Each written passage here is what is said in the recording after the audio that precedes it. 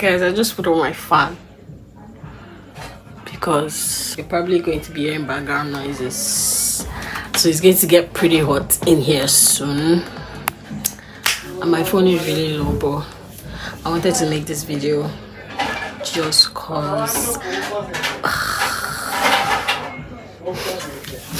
my neighbors are so noisy. Jesus, like they do not keep quiet, and they're right outside my window.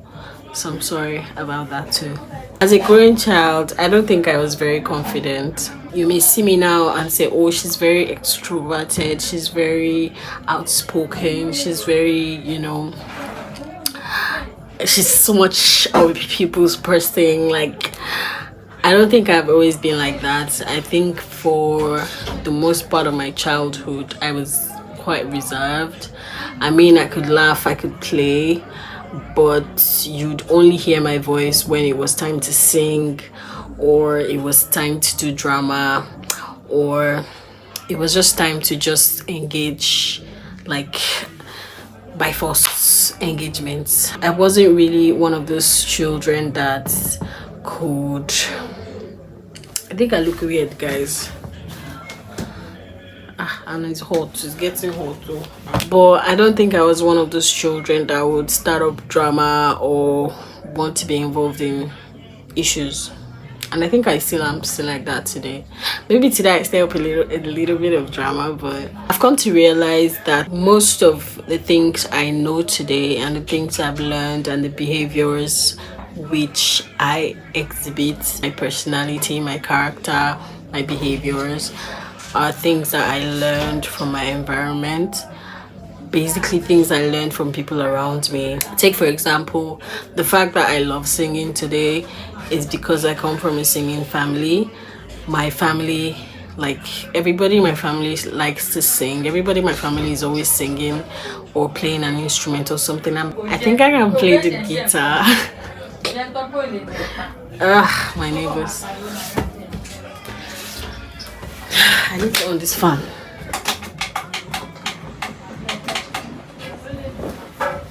It's so hot.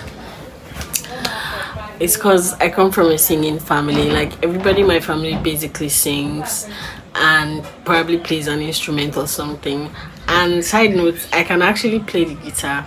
Okay, maybe just like a few chords and stuff, but I think if I actually like calm down and actually like put my mind to it, I can actually learn how to play the guitar very well. I already know how to like play, but like nothing too much. Maybe just on G, maybe just on the key G, but nothing too extraordinary. In essence, what I'm saying is my personality was formed as a result of the kind of people, the kind of places that I grew up in, the kind of people that I grew up with, and basically everything I really found around me as a child. And I always used to look up to my sister. She always sings. She loves to sing. She loves to write music. I like to write music because I used to like to write music with her. Like I love to write songs. Like then we'll just be in the room just playing, you know, Alicia Keys, Beyonce and all of this stuff. And then right after we'll make our own songs. She would make her own songs. Like it was such a time to grow up. I really enjoyed growing up with my siblings. I did enjoy growing up with my siblings, especially my sister, because we shared a room and it was so sweet. Growing up, I always wanted to be like her when it came to singing, even though she used to play football and I did not have the mind and the liver for such things. That girl was so adventurous. She used to climb trees, she used to play football, she used to do a lot. But one thing I really picked up from her is the fact that she really loved music and she loved to write songs. And today I have a couple of songs that I've actually written. I know some of you don't know that I like to sing or I am a musician, and my friends would kill me for this because they're always saying, when are you going to release your song, when are you going to post your song? And I'm just here saying, see, I'm just waiting for the day that somebody will come and name a good price and I'm going to actually sell off those songs. Because I mean, there was a time when I wanted to be like a pop star, a musician and all of that stuff, but right now I don't really like, I don't know. I think that's, I don't know if I should say that ship has sailed, or maybe if I should say I've given up on that dream. Not necessarily, I haven't necessarily given up on that dream, but I'm just trying to be real.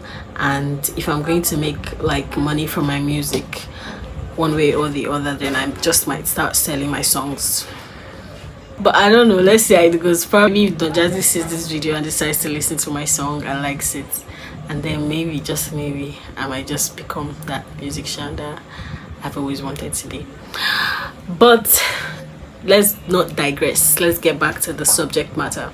Basically, what I'm trying to say tonight is your environment shapes you, whether you like it or not. That was just one example of what actually like pushed me to get into music. The fact that I grew up in a singing family. Secondly, this is weird, but I think at some point in my life my laughter changed, and it was because I used to have a best friend in school, and the way she used to laugh, it was so sweet. I don't know, I just found it so sweet. I found it so nice, and over time I started laughing like her. So it's weird, but every time I laugh and every time I hear myself laugh and I'm conscious of the fact that I'm laughing, I always remember her. And it's so weird, but it's one of the things that I know that this laughter is not mine. Like, how will I put it? I'm not saying that it's not mine, but like I know for a fact that I didn't used to always laugh out loud. Like, I didn't used to always laugh out loud like this. And I know that the reason I started like embracing laughing out loud was because of this particular person. Basically, all I'm saying here tonight, I don't know, I just had that thought and I decided to just film this video for you guys, just to remind you that your environment matters.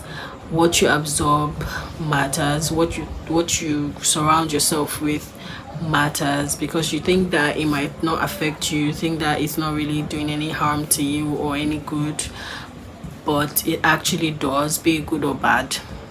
It actually does affect you. It influences your actions, it influences your decisions, it influences everything that you do subconsciously or consciously. So it's important we remind ourselves of these things, so we are constantly on check, especially in this age of social media where you can legit be in the confines of your room and you're exposed to so many things.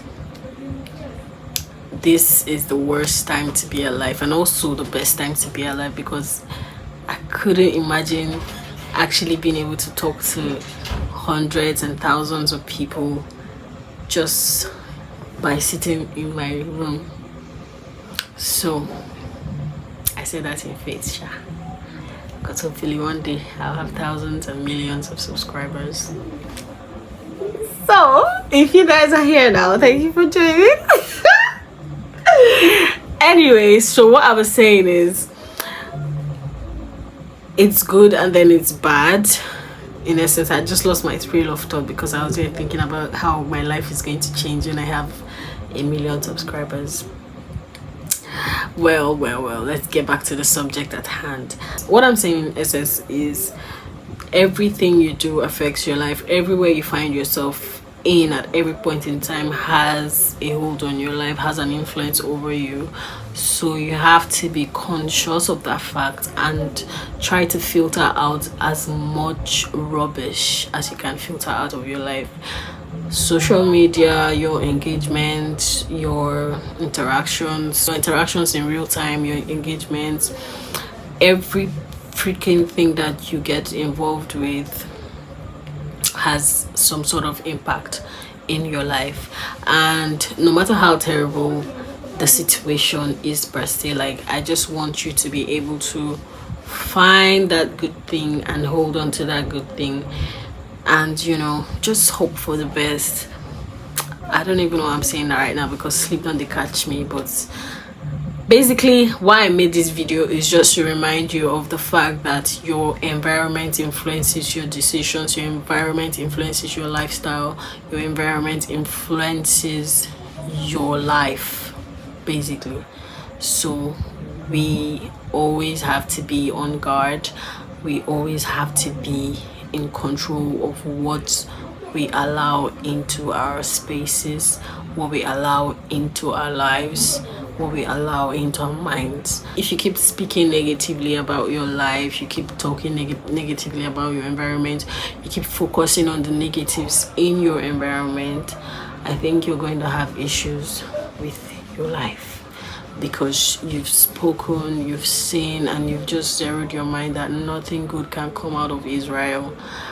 But if you look for the best, if you look for even a little hint of goodness and sweetness and joy and satisfaction in your life, in your environment, in your situation at any point in time, I think you're going to be just fine.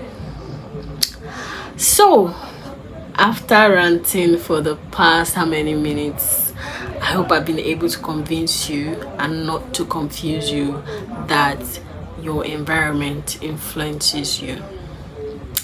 Do have a lovely evening, guys. Thank you so much for coming to my TED Talk.